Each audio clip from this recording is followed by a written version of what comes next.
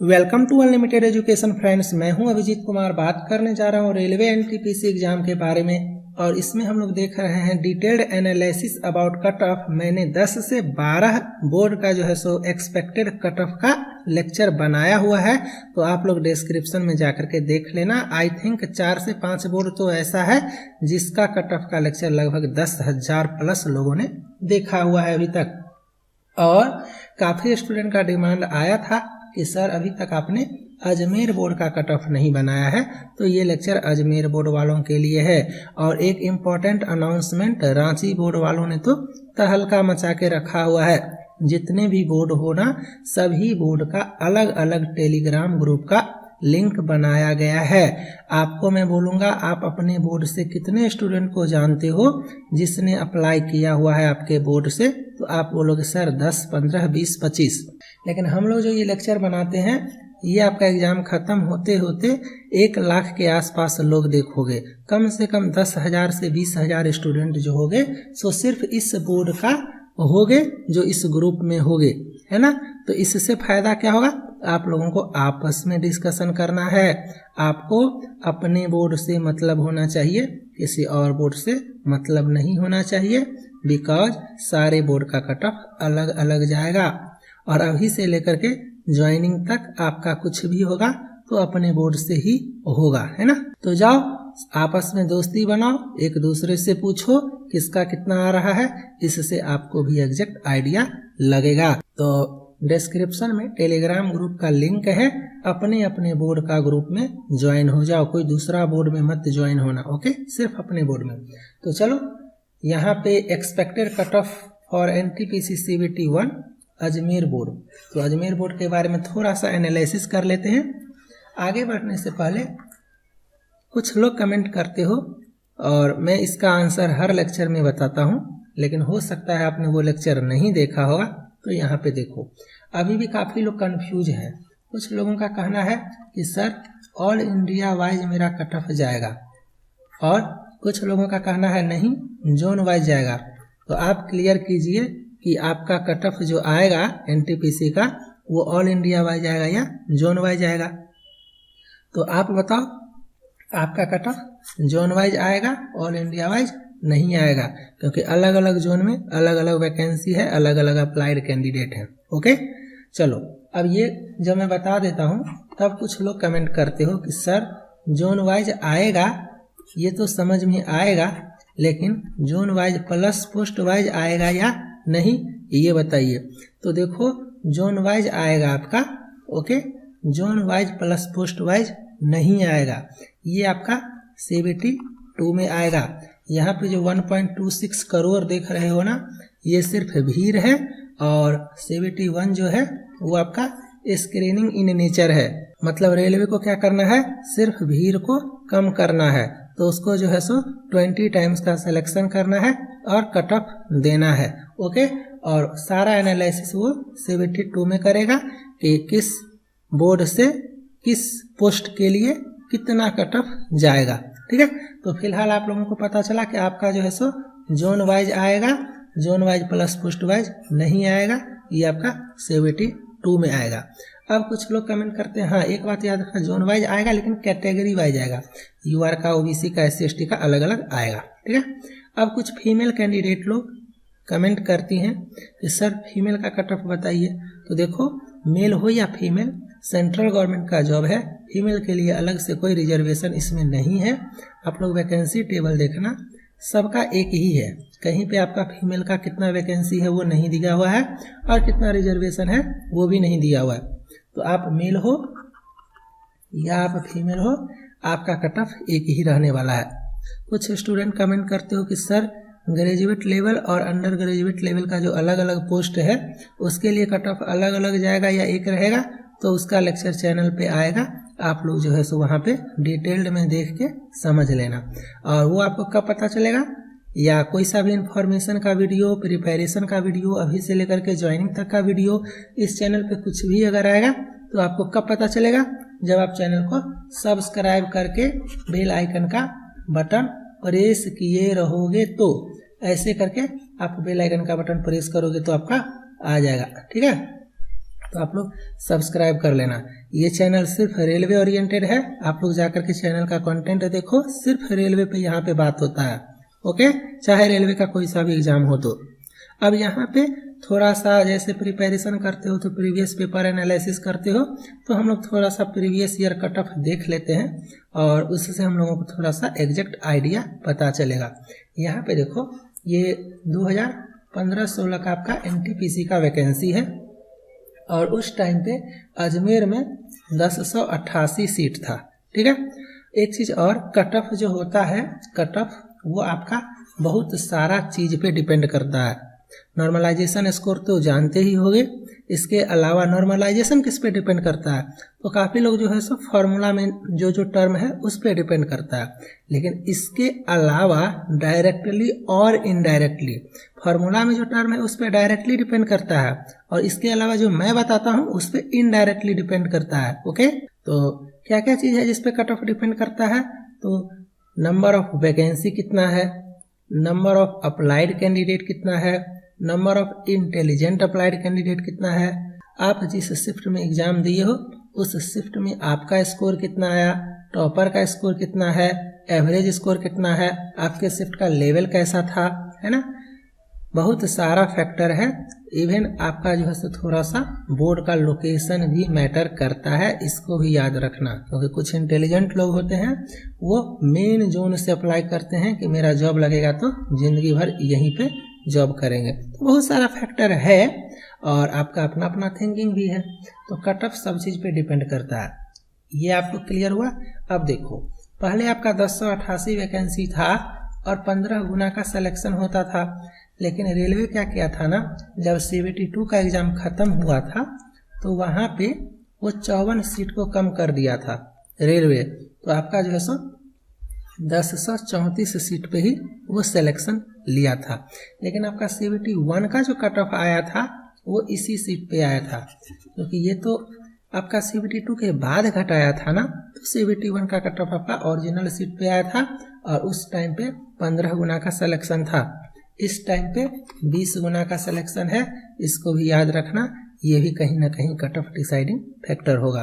तो 1088 सीट था, 15 गुना का सिलेक्शन हुआ, तो कितना लोग शॉर्ट लिस्ट हुआ, तो आपका जो है अजमेर बोर्ड से 16,321 लोगों को शॉर्ट लिस्ट किया गया। आप मल्टीप्लाई करना, इसके अप्रॉक्स आएगा, हो सकता है एग्जैक्ट ना आए, तो वो थोड़ा बहुत प्लस माइनस रेलवे करता है। ओके, और 16,321 स्टूडेंट का जब सिलेक्शन हुआ तो कट ऑफ कितना गया, तो आपका कट ऑफ गया था 77.39 और ये कट ऑफ जो है सो आप देख लेना, जो भी बड़ा बड़ा जोन है उसके अप्रॉक्स है। मतलब अजमेर भी आप कह सकते हो एक तरह से टॉप 5 या टॉप 10 डेंजरस जोन में आता है, ये चीज़ आपको पता चला।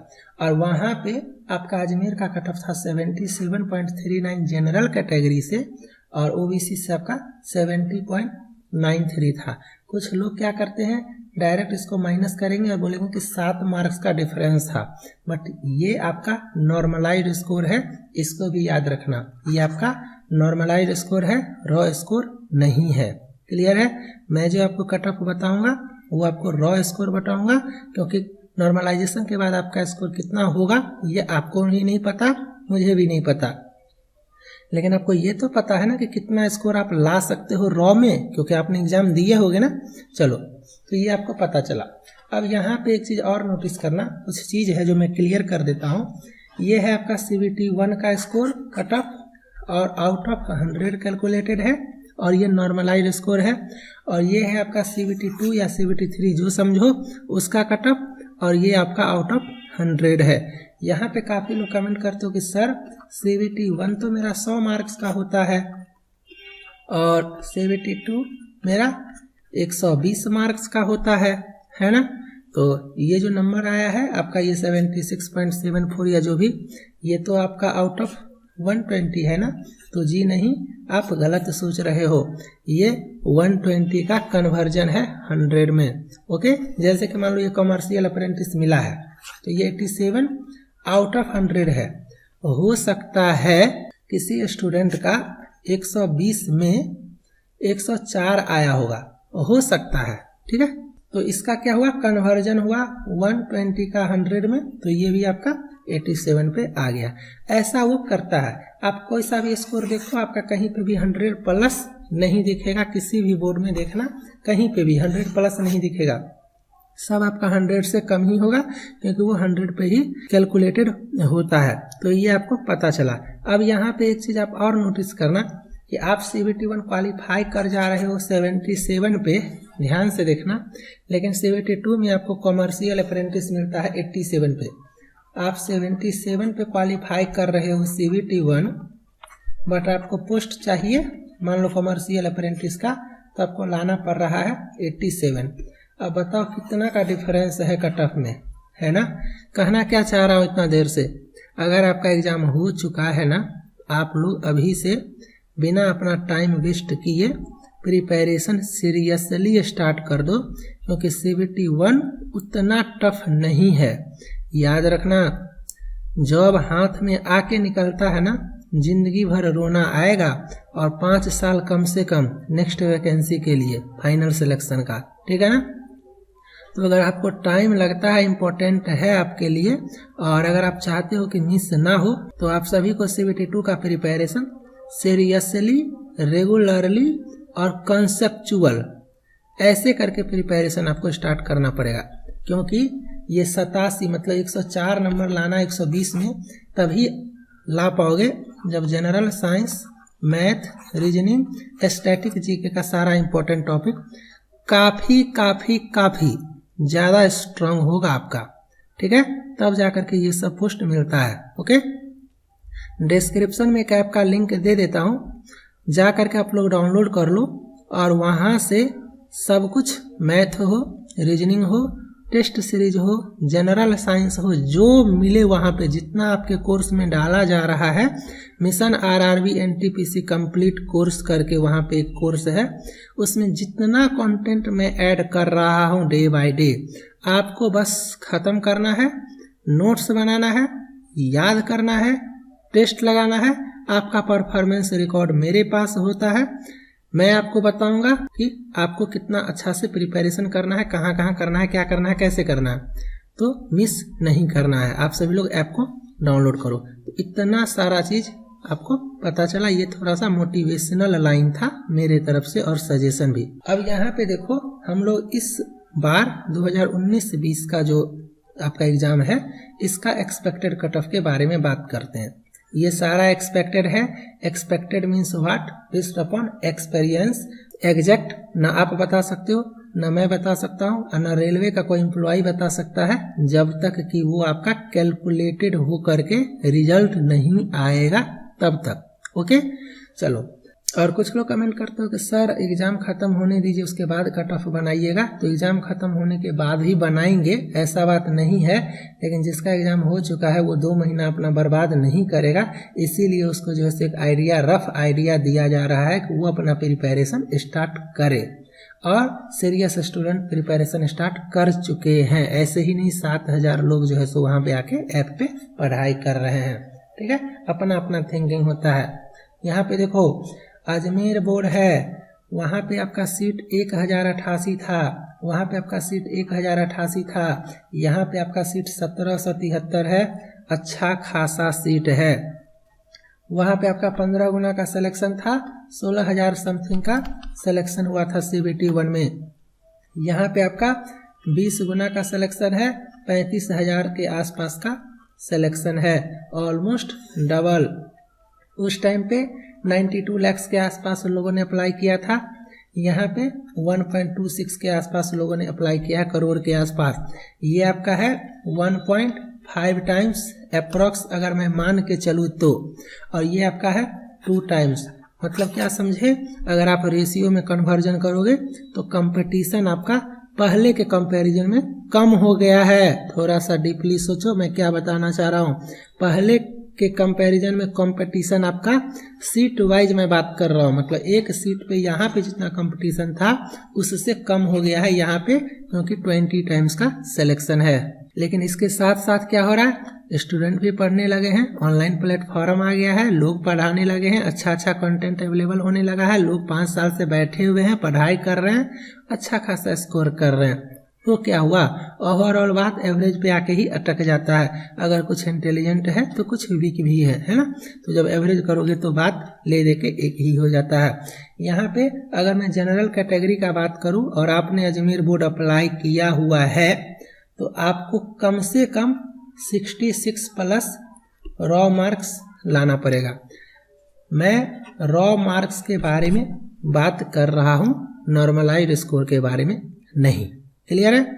अगर आप ओबीसी से अप्लाई किए हुए हो, अजमेर बोर्ड है आपका, तो आपको कम से कम 63 प्लस लाना पड़ेगा। ये सारा रॉ मार्क्स है। अगर आप एससी कैटेगरी से हो तो आप कोशिश करना 58 प्लस लाने का, और अगर आप एसटी कैटेगरी को हो तो कोशिश करना 57 प्लस लाने का। क्लियर है। इसके आसपास 1-2 नंबर का मार्जिन हो सकता है। अगर आपका ईडब्ल्यूएस है, इकोनॉमिक वीकर सेक्शन, तो ये जनरल कैटेगरी का ही रिजर्वेशन है, कोई खास फायदा आपको नहीं होगा। फिर भी आप कोशिश करना 65 प्लस के आसपास लाने का। अगर आप एक्स सर्विसमैन हो और एक्स सर्विसमैन में देखो आपका अच्छा खासा वैकेंसी है, तो इसमें जो है सो आप 50 प्लस ला के भी आसानी से जॉब ले सकते हो। मैं 50 इसीलिए बोला कि आजकल क्या हो रहा है कि एक्स सर्विसमैन वाले भी पढ़ाई करने लगे हैं। ठीक है। और हर कोई चाहता है कि अगर मैं लोअर ग्रेड पे हूँ तो थोड़ा सा मेहनत करके मुझे अगर हायर ग्रेड पे मिले तो कर लेना चाहिए, और वो लोग पढ़ने लगे हैं। इसीलिए मैंने ये कट ऑफ का रेंज रखा है। और जिसका एग्जाम हो चुका है और आपका अगर नंबर इसके अप्रॉक्स, जरूरी नहीं है 66 मैंने बोला तो 66, 64, 65, 67, इसके अप्रॉक्स अगर आपका आ रहा है तो आप 72 का प्रिपरेशन स्टार्ट करो। और जिसका एग्जाम नहीं हुआ है और एग्जाम देना है अभी आपको, तो आप लोग इसमें +3 का मार्जिन करो, मतलब इसमें ऐड करो +3 अपने अपने कैटेगरी में, जो मैंने बताया उसे +3 ऐड करो, और जो बन रहा है मार्क्स उतना लाने का कोशिश करना एग्जामिनेशन हॉल में। कट ऑफ के क्लोज रहोगे, जब तक रिजल्ट नहीं आएगा टेंशन में रहोगे कि मेरा सिलेक्शन होगा कि नहीं होगा, CBT 2 का प्रिपरेशन स्टार्ट करे कि नहीं करे। बट अगर मार्जिन लेकर के रहोगे तो कॉन्फिडेंस लेवल हाई रहेगा कि कट ऑफ हाई भी चला जाएगा तो मेरा सिलेक्शन कोई नहीं रोक सकता है। इसीलिए आप लोग इस हिसाब से पढ़ो। ठीक है। और डिस्क्रिप्शन में जा करके आप डाउनलोड करो, टेलीग्राम ग्रुप जरूर ज्वाइन कर लेना सारे अजमेर बोर्ड वालों। ओके। और अगर मेरा एक्सप्लेनेशन समझ में आया है तो लेक्चर को लाइक जरूर करना। चलो मिलते हैं नेक्स्ट लेक्चर में। Bye, thank you.